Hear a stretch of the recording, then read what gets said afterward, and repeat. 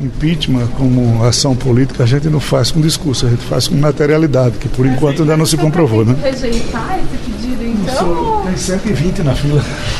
Vai ser na ordem? Pode até ser.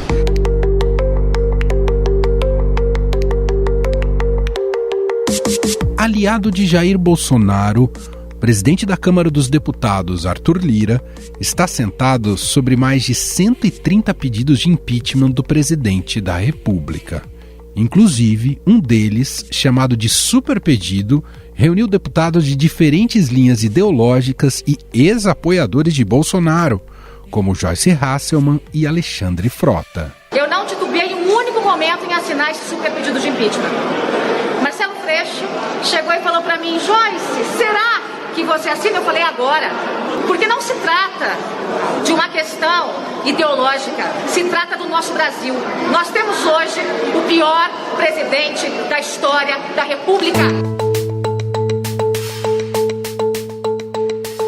O documento é assinado principalmente por movimentos sociais e partidos de esquerda e centro-esquerda, como PT, PDT, Rede, PSB, PSTU e PSOL, além do Cidadania.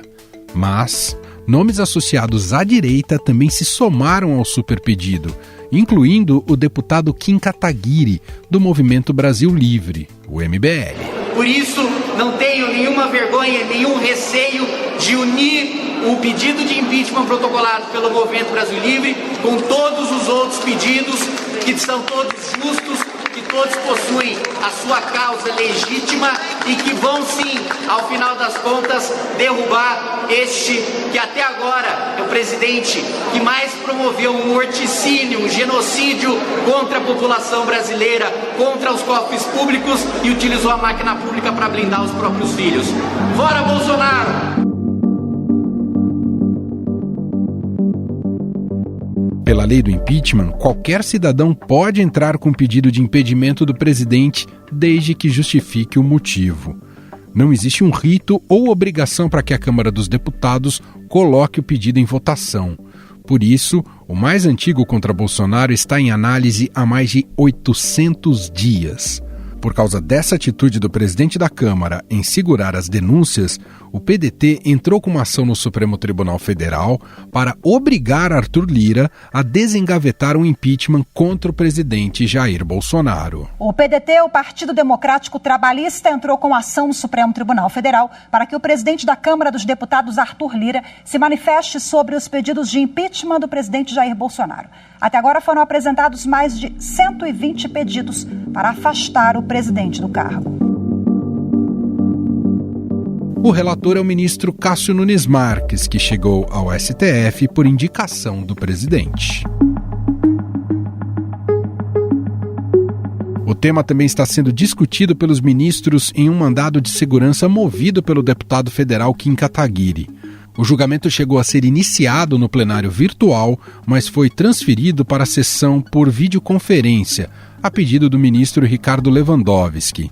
Ainda não há data prevista para análise. A relatora do caso, a ministra Carmen Lúcia, sinalizou, em decisão liminar, que é contra um ultimato do STF ao presidente da Câmara. A Advocacia Geral da União também já se manifestou e disse ao Supremo Tribunal Federal que o impeachment é um processo de natureza política e, por isso, não é papel da Corte definir prazo para sua análise. A Advocacia Geral da União contestou a exigência de um prazo para o presidente da Câmara, Arthur Lira, decidir sobre os pedidos de impeachment contra o presidente Jair Bolsonaro. O tema do impeachment também chegou à CPI da Covid, que deve ter o seu relatório divulgado na semana que vem. Aliás, o tema mais recorrente entre os pedidos é a pandemia de coronavírus, citada em pelo menos 75 denúncias, que acusam o governo federal de comprar e divulgar remédios sem eficácia científica comprovada e desestimular o isolamento social. O senador Renan Calheiros, relator da CPI, disse que o documento final da comissão deve conter uma proposta estabelecendo prazo para o presidente da Câmara se manifestar sobre processos de impeachment contra presidentes da República. Vamos propor alterações com relação ao encaminhamento de comissão parlamentar de inquérito e a tramitação de suas análises, tanto na Procuradoria-Geral da República, quanto na Câmara dos Deputados, no que significar processo de impedimento, de impeachment de presidente da República. Então, são alterações na legislação que estão sendo propostas, de modo a aprimorar e dar mais segurança jurídica, política a esse processo.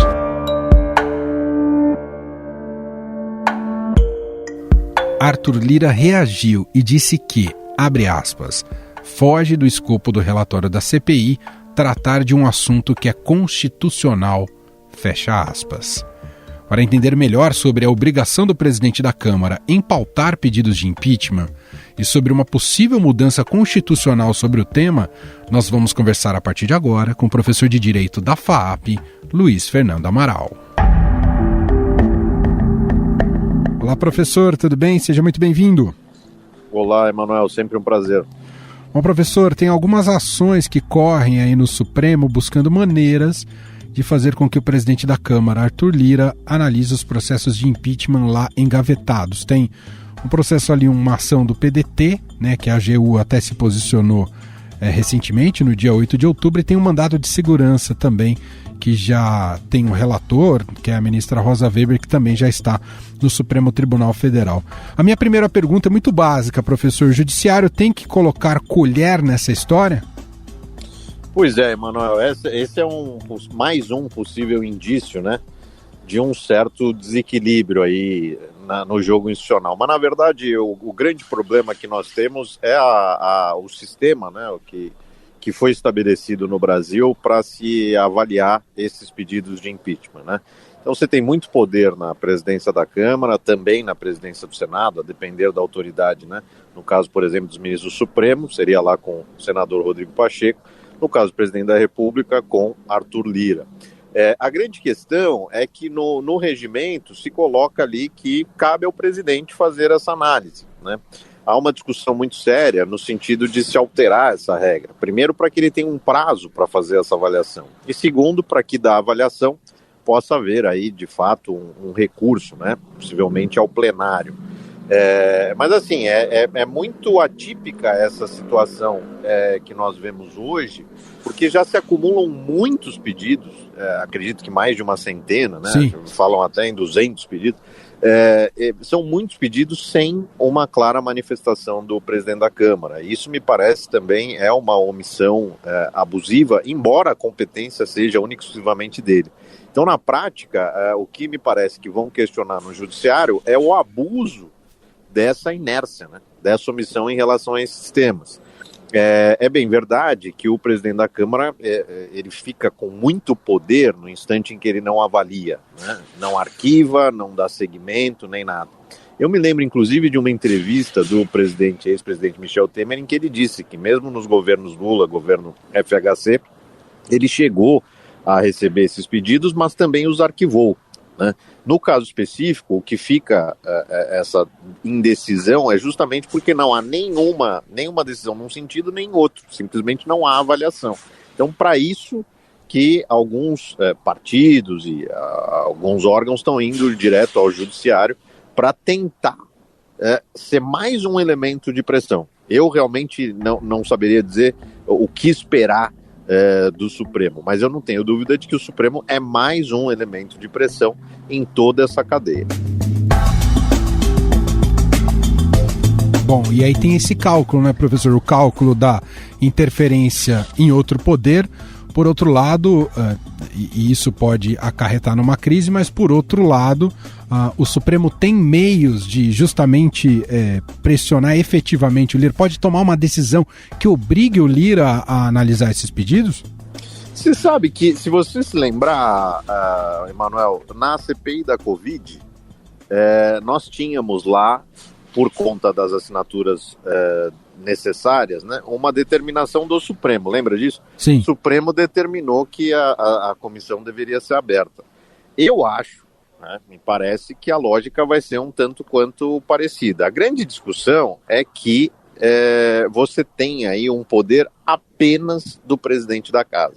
Então, naquele caso específico, conseguidas as assinaturas, a CPI tinha que ser aberta. Nesse caso específico, é uma posição um pouquinho diferente, porque cabe ao presidente avaliar, analisar, né? Você não tem um requisito anterior em relação a quórum, assinaturas, etc. Mas eu, sinceramente, não saberia onde apostar em relação à decisão do Supremo. Eu acredito que talvez aí ele deixe essa matéria como mais um elemento de pressão e, ao final, acabe se posicionando no sentido de não poder interferir na decisão do presidente. Ou dizer que ele tem que decidir, mas também sem estabelecer um prazo específico. Se eu tivesse aqui que fazer um juízo do que eu vejo política e juridicamente. Perfeito. A longo prazo, professor, seria adequado repensar justamente esse acúmulo de poder na mão de um presidente da Câmara, e isso dependeria de alterações constitucionais? Não só adequado, como absolutamente necessário. A principal alteração, me parece, seria no próprio regimento da Casa, que é onde se estabelece que cabe ao presidente fazer essa avaliação e inclusive incluir, né, no regimento a possibilidade de um recurso, seja quando do arquivamento, seja quando do recebimento da denúncia. Agora, isso é algo que tem que ser visto para ontem, né, porque, de fato, a gente tem visto aí acumular muito poder na mão do presidente. Isso não é bom para a instituição, né, seja para a Câmara, seja para o Senado, para o Congresso como um todo, e também não é bom para aqueles que ingressam com esses pedidos, né, que não podem ficar aí sem uma posição do órgão que tem a competência para analisá-los. Esse é Luiz Fernando Amaral, professor de Direito da FAAP, mais uma vez esclarecendo algumas questões jurídicas em relação ao processo, a uma possibilidade de abertura de processo de impeachment do presidente Jair Bolsonaro. Obrigado mais uma vez, professor. Eu que agradeço, Emanuel. Um abraço.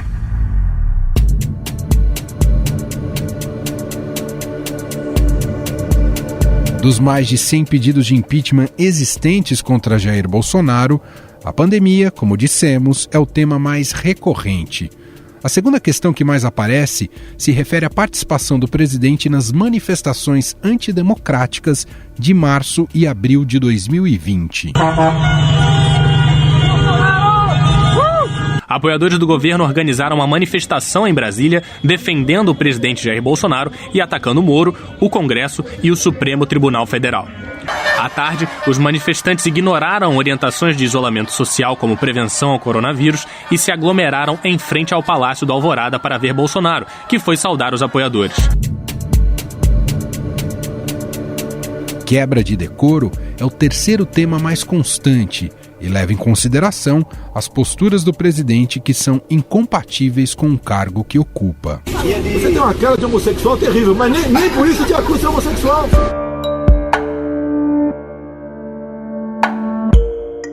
Sobre o aspecto político e o que está por trás da análise desses pedidos de impeachment, nós vamos conversar com a cientista política da FGV, Graziela Testa. Olá, professora, seja muito bem-vinda, tudo bem? Olá, Emanuel, muito obrigada pelo convite, sempre muito bom estar aqui. Professora, há agora uma tentativa jurídica ali no Supremo de fazer com que Arthur Lira, presidente da Câmara, se posicione ou dê prazos para a análise dos pedidos de impeachment contra o Jair Bolsonaro, que estão lá engavetados e são centenas deles.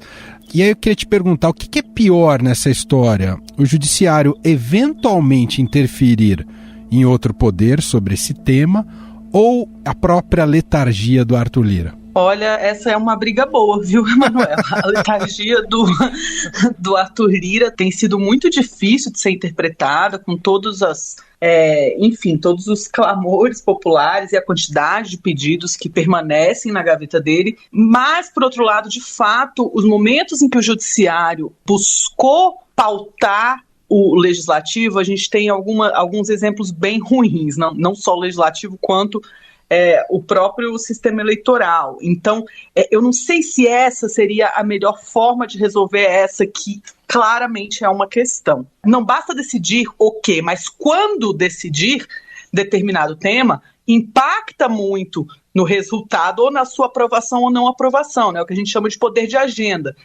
Esse poder de agenda ele precisa estar nas mãos do legislativo, mas, por outro lado, ele não deveria estar tão centralizado.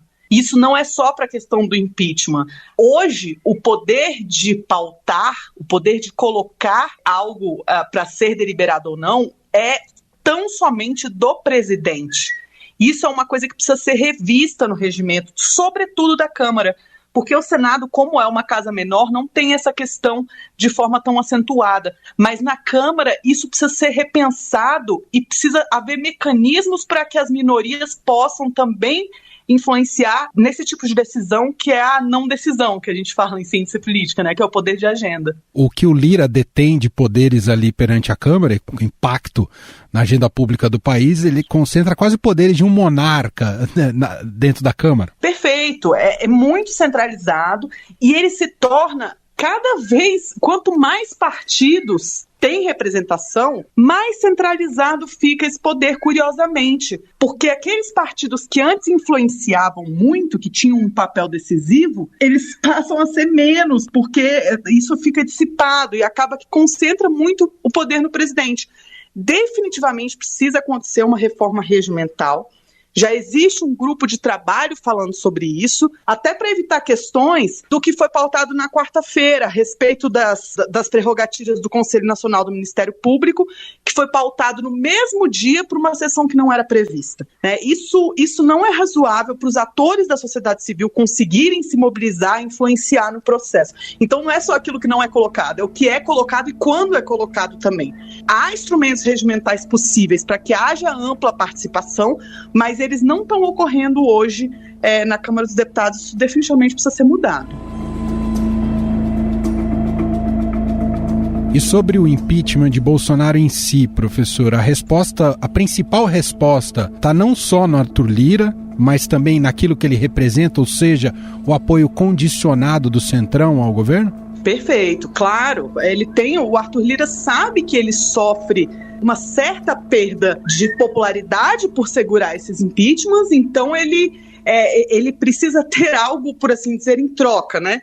Algo que o compense. Certamente essa compensação vai acontecer por meio de emendas ao orçamento, sobretudo emendas do relator, que é o que a gente tem visto como sendo um comportamento típico do presidente. Então, isso é um tema muito importante a ser debatido também, como que a gente quer que seja feito esse processo orçamentário, que hoje permanece um pouco bagunçado, né, e menos transparente do que seria razoável numa democracia consolidada. Pelo que você vem acompanhando do debate político, a demanda do impeachment ainda faz sentido do ponto de vista concreto, né? Claro que do ponto de vista da retórica e dos embates entre as lideranças, provavelmente continuará fazendo sentido.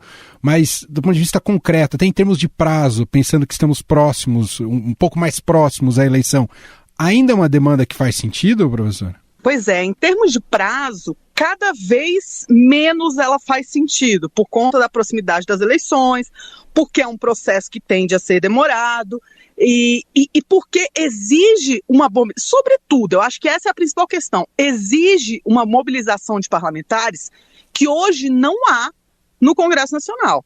Então, por mais que a gente veja a popularidade do presidente caindo, ele segue tendo o apoio de um grupo razoável, inclusive do próprio presidente, né? Então, isso o mantém, e enquanto ele não perder esse apoio, não dá para falar em impeachment de forma séria e de pensar isso de forma que aconteça. Aqui cabe ou deveria caber alguma autocrítica da oposição de como ela se comportou ao longo do governo ou não? Qual é a sua visão, professora? Olha, eu acho que tem muitas oposições, né, Emanuel? Eu acho que a maior, um dos grandes trunfos hoje do governo Bolsonaro é que ele não tem uma oposição coesa contra ele. Talvez se ele tivesse uma oposição num único sentido, quer dizer, se toda a oposição quisesse a mesma coisa, fosse mais fácil desse processo ter desenrolado.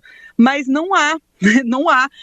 Essa oposição é muito dispersa. Então, de fato, uma parte dessa oposição teve o tempo todo a favor do impeachment e pensando nisso, e outra parte teve buscando determinadas agendas, determinadas pautas, segurar essas pautas e essas agendas. Eu não sei se é uma coisa de se falar em autocrítica, talvez seria um momento de se falar de um realinhamento até de ideologia no Brasil realmente, né? De quem que vai se contrapor e quem que vai ser uma opção viável possível numa próxima eleição, até pensando em termos de executivo mesmo, isso não está claro. Então eu não sei se isso é responsabilidade da oposição, se não é um momento político delicado de transição mesmo. O apoio ao presidente Jair Bolsonaro vai passar ainda nos próximos meses, especialmente em 2022, por uma fase de teste? Será mais estressado esse apoio com a proximidade da campanha eleitoral propriamente dita, porque vai ter um cálculo político ali se vale a pena ou não estar no barco do Bolsonaro em 22? Poderemos assistir uma espécie de diáspora nesse barco aí, professora? Sim, isso é uma possibilidade, sobretudo porque ele vai precisar se filiar a um partido, né, Emanuel? Que é uma coisa que eu não me canso de falar, o nosso presidente da República segue sem partido. E no momento em que ele se filiar a um partido, ele deixa de ser cobiçado pelos demais, né? Hoje a gente tem também, a gente não pode esquecer disso, hoje ele é cobiçado por filiação. Então muitos dos partidos que o apoiam e dos parlamentares, enfim, de todo esse ecossistema político que continua apoiando as atitudes dele, o faz porque ainda está cobiçando uma candidatura de executivo e uma que tende a puxar voto também para os legislativos, enfim, para outras instâncias em contexto de eleição nacional. Então eu acho que um fator que é importante de se pensar é isso, uma vez que ele se filiar, ele não vai ser mais essa donzela cobiçada e talvez isso reflita no apoio dele, sim. Essa é Graziela Testa, cientista política da FGV, gentilmente atendendo mais uma vez aqui ao nosso podcast. Te agradeço pela conversa, pela entrevista, professora. Eu que agradeço, Emanuel. Sou ouvinte de vocês, é sempre muito bom estar aqui. Estadão Notícias.